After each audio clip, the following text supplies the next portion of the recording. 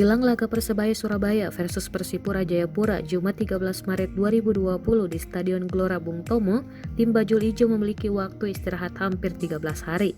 Ini setelah laga pekan kedua Liga 1 2020 di kandang Persija Jakarta, Sabtu 7 Maret 2020 ditunda. Makan Kanote dan kawan-kawan terakhir menjalani laga saat menjamu Persik Kediri Sabtu 29 Februari 2020.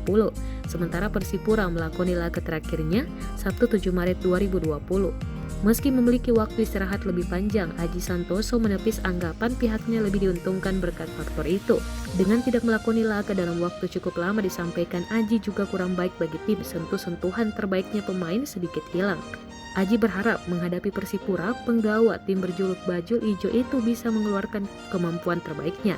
Apalagi jika bisa menaklukkan Persipura, ini akan menjadi kemenangan perdana Persebaya di Liga 1 2020 setelah di laga perdana hanya bermain imbang 1-1 dari Persik.